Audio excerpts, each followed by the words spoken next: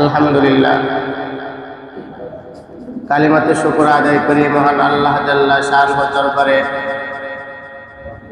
যে আল্লাহ জাল্লা শানহু মহাব্বত করে ভালোবেসে শাবান মাসের শেষ জুমায় আমাকে এবং আপনাদের সকলকেই উপস্থিত হওয়ার তৌফিক দান করেছেন। এই জন্য কালিমাতে শুকর আদায় করে সকলে বলি আলহামদুলিল্লাহ। গত বছর এরকম শাবান মাসের শেষ জুমা পড়েছিলাম। আল্লাহর অনেক বান্দা আজ শেষ জুমা পড়তে পারে নাই, দুনিয়া থেকে বিদায় নিয়েছে। অনেকেই শাবান মাসের শেষ জুমা গত বছর পড়ে নাই, এই বছরও শাবান মাসের শেষ জুমা অনেক আল্লাহর বান্দা পড়বে না। যে পড়ে নাই আর যে পড়বে তার মধ্যে আসমান আর জমিন ডিফারেন্স। যে জানে যে জানে না, তাদের দুইজনের মধ্যে আসমান ও জমিন ডিফারেন্স। তাহলে যে জুমার নামাজ পড়লো সে দামি হয়ে গেল, আর যে জুমার নামাজ পড়লো না সে বেদামি হয়ে গেল। তার কোনো মূল্য নাই, তার কোনো দাম নাই। যেমন মাকাল ফল, মাকাল ফলের গল্প, ইতিহাস, ঘটনা আমরা সবাই জানি। উদাহরণ দেওয়া হয় মাকাল ফলের, যে মাকাল ফল দেখতে অনেক সুন্দর, কিন্তু ভিতরটা জম্বের কালো, একেবারে কুচিত, যেটা মানুষের রুচিতেই আসে না, কিন্তু তার কালার কত সুন্দর। মানুষ যে নামাজ পড়লো সে দামি, এমন দামি হয়েছে, ওমরে ফারুক রাদিয়াল্লাহু তাআলা আনহু দামি মানুষ হয়েছে। ইসলাম গ্রহণ করার পূর্বে তার কোনো মূল্য ছিল না, তাকে কেউ চিনত না, চিনত, কিন্তু ইসলামের ভিতরে ঢোকার পরে যেমন তাকে এখন মনে রাখে, যেভাবে চিনে ওইভাবে তখন ওমরে ফারুক রাদিয়াল্লাহু তাআলা আনহুকে কেউ চিনত না। বরঞ্চ ওমর রাদিয়াল্লাহু তাআলা আনহুকে মানুষ ঠাট্টা বিদ্রুপ করত, খারাপ বলে তখন, যেমন আবু জাহেলকে এখনো আমরা করি। ইসলামের ছায়াতলে ঢোকার পরে, আল্লাহর হুকুম আহকাম পালন করার পরেই তার দাম এত হয়েছে, কিয়ামত পর্যন্ত ওই ওমরে ফারুক রাদিয়াল্লাহু তাআলা আনহুর নাম প্রত্যেকের মানুষের মুখে মুখে থাকবে। এই জন্য আমাদেরও চিন্তা করা দরকার যে আল্লাহ সুবহানাহু ওয়া তাআলার হুকুম পালন করলাম দামি, আর যে পালন করলো না সে যত বড় বাহাদুর হোক আর যত কোটিপতি হোক না কেন, তার চালানার মূল্য আল্লাহর দরবারে নাই। যা একজন দিন মজুরের মূল্য আল্লাহর দরবারে যা আছে। কারণ দিন মজুর তো সে 5 ওয়াক্ত ইখলাসের সহিত আল্লাহ তাআলাকে রাজি খুশি করার জন্য নামাজ পড়ে। এই জন্য মাঝে মাঝে না, প্রায় সময় আমি আপনি একটু চিন্তা করা দরকার, চিন্তা করব ইনশাআল্লাহ। যেমন চিন্তার বিষয়, আল্লাহ সুবহানাহু ওয়া তাআলা আমাদেরকে আশরাফুল মাখলুকাত বানাইছে। এতগুলো মাখলুকাতের মধ্যে সেরা মাখলুকাত কেন বানাইলেন? একটু চিন্তা করা দরকার না? কেন বানাইলেন আল্লাহ সুবহানাহু ওয়া তাআলা আশরাফুল মাখলুকাত, সৃষ্টির সেরা জীব কেন বানাইছেন? যদি একটু চিন্তা করি, আল্লাহরে চেনা যায়। গরু একটা মাখলুক, যে গরুটা আপনার আমার ঘরের মধ্যে আমি পুষি, আমিও একটা মাখলুক, গরু একটা মাখলুক, কিন্তু গরু ঘুমায় কোথায়? গরু খায় কি? আমি ঘুমাই কোথায়? আমি খাই কি? আমি কথা বলতে পারি, গরু কথা বলতে পারে না। আমি ভালোভাবে চলতে পারি, 2 পা দিয়ে চলতে পারি, হাত দিয়ে ছিঁড়তে পারি, ধরতে পারি, কাজ করতে পারি। গরু তা পারে না। এই জন্য আমাদের প্রত্যেকের আল্লাহ সুবহানাহু ওয়া তাআলা যা বলেছেন সেই বিষয় নিয়ে একটু চিন্তা করা দরকার। আজকের আলোচ্য বিষয় আমরা সকলে অবগত জানি, মাহে রমজান মাস আর মাত্র একটা দিন। রাসূল সাল্লাল্লাহু আলাইহি ওয়াসাল্লাম বলেন, তোমরা চাঁদ দেখে রোজা করবা, চাঁদ দেখে রোজা ভাঙবা। কোনো দেশের সঙ্গে না, কোনো মানুষের কথাই নয়। কিন্তু আমরা আমাদের সময় নেই। আমাদের বাংলাদেশের গভর্নমেন্টের কিছু মানুষ আছে, তারা চাঁদ দেখে, তাদের উপরে ভিত্তি করে আমরা রোজা রাখি, তারাবি করি। এরকম প্রতিটা দেশে, মুসলিম যে সমস্ত দেশ যেমন সৌদি আরব, তারাও তাদের চাঁদ দেখা কমিটি আছে। তারা দেখে বলে যে আজকে বা কালকে তারা তারাবি পড়বে।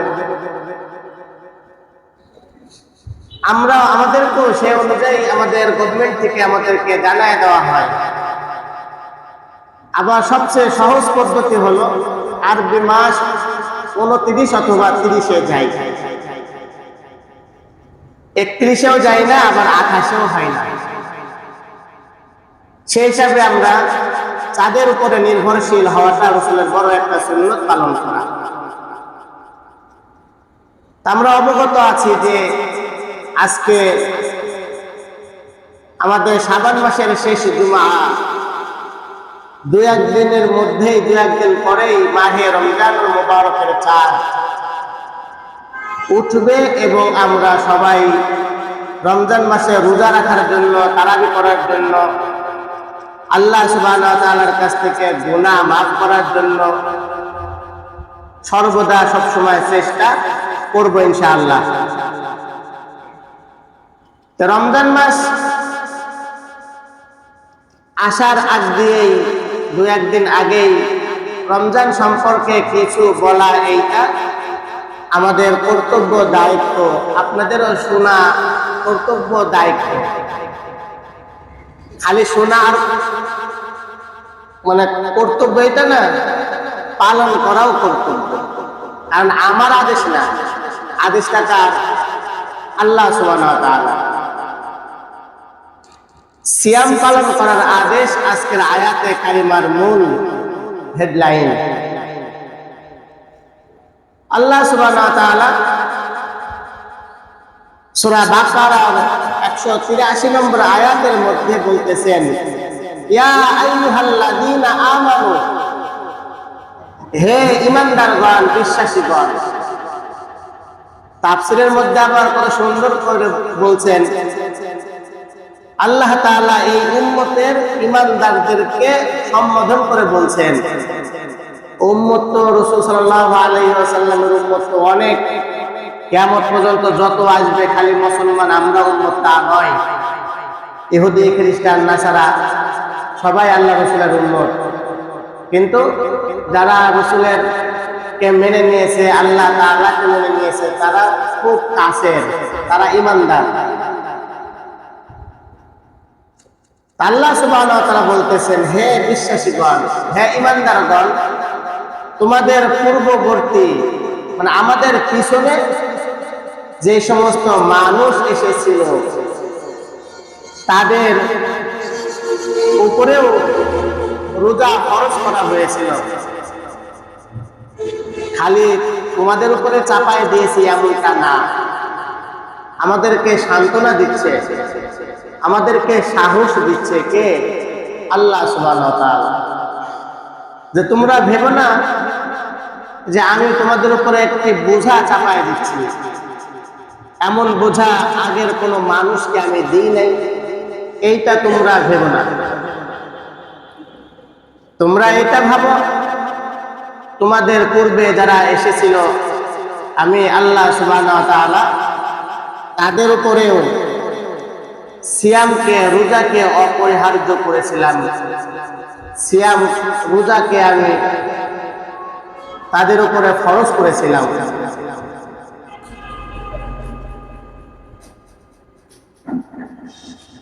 আর সিয়ামটা কি? সিয়াম হলো আল্লাহ সুবহানাহু ওয়া তাআলা বড় একটা হুকুম, এই হুকুম পালন করার মধ্যে আল্লাহ রাজি আর খুশি হন। আর সিয়ামের মূল কাজ হলো, তাফসীরের মধ্যে এসেছেন যে দুইটা বিষয়। একটি হলো সারাটা দিন পানাহার থেকে বিরত থাকা, আর অপরটি হলো স্ত্রী সহবাস থেকে বিরত থাকা। এর নাম হলো সিয়াম। আল্লাহ সুবহানাহু ওয়া তাআলা এই সিয়াম আমাদেরকে কেন দিয়েছেন? লাভ কি? আমরা ইনসান শুধু লাভ খুঁজি, লাভ। কোন কাজটা করলে আমার লাভ হবে, কোন কাজটা করলে আমার লস হবে, কোন ব্যবসা করলে আমি লাভবান, কোন ব্যবসা করলে আমার লস। আল্লাহ সুবহানাহু ওয়া তাআলা সিয়ামটা দিয়েছেন ইনসানের লাভের জন্য। সুবহানাল্লাহ, জোরে বলেন না সুবহানাল্লাহ। ব্যবসা করার জন্য দিয়েছেন, যে ব্যবসাটা শাবান মাসের শেষ তারিখ 29 বা 30 তারিখের বাদ আসরের নামাজ পর্যন্ত যদি ধরেন, 11টা মাস ফুল, এই মাসে ফরজ করবেন, ফরজের সওয়াব পাওয়া যাবে। আর রমজানের চাঁদ ওঠার সাথে সাথে আপনি মাগরিবে নামাজ পড়লেন, ফরজ 3 রাকাত, ফরজের সওয়াব তো আছেই। আপনি 2 রাকাত সুন্নত নামাজ পড়বেন, এই 2 রাকাত সুন্নত নামাজ অন্য মাসের ফরজের সমতুল্য সওয়াব দেওয়া হয়। সুবহানাল্লাহ। আর একটু জোরে বলেন না সুবহানাল্লাহ। লাভের জিনিস তো, লস না তো। লাভের ব্যবসা, ব্যবসার জন্য আল্লাহ তাআলা দিয়েছেন। এই ব্যবসায় উত্তীর্ণ হইতে হবে। এই ব্যবসায় যদি কেউ ঠকে যায় নিজের ইচ্ছায়, তার মতন কপাল পোড়া হতভাগা আর কেউ নাই। রাসূল সাল্লাল্লাহু আলাইহি ওয়াসাল্লাম বলছেন, এইটাকে মেম্বার বলে, যেখানে বসে কথা বলছি। নবী আলাইহিস সালাম যখন মেম্বারে উঠছিলেন তখন আমিন বলতেছিলেন, 3 বার আমিন বলেছিলেন। তো সাহাবা আজমাইন প্রশ্ন করলেন, ইয়া রাসূলুল্লাহ, কোনদিন তো করেন না, আজকে কেন করলেন? তখন নবী আলাইহিস সালাম বললেন, এইমাত্র জিবরাইল আমিন আলাইহিস সালাম এসে বললেন, 3টা বিষয় বললেন। তো 3টা বিষয়ের উপরে গুরুত্ব আরোপ করার জন্য আমিন বলেছি। তার মধ্যে একটি হলো যে রমজান মাস পাইল, তার জিন্দেগির গুনাহ খাতা ক্ষমা করাইতে পারলো না, সে ধ্বংস হয়ে যায়। আমি রাসূল বলছি আমিন। কত বড় কথা! ফেরেশতা জিবরাইল আলাইহিস সালাম বলাতেই এনাফ, যথেষ্ট। আর রাসূল বলাতে আরো গুরুত্ব আরোপ হয়েছে। এই জন্য রমজান মাস আমাদের ব্যবসার মাস। লস করা যাবে না। করা যাবে হযরত? করা যাবে না।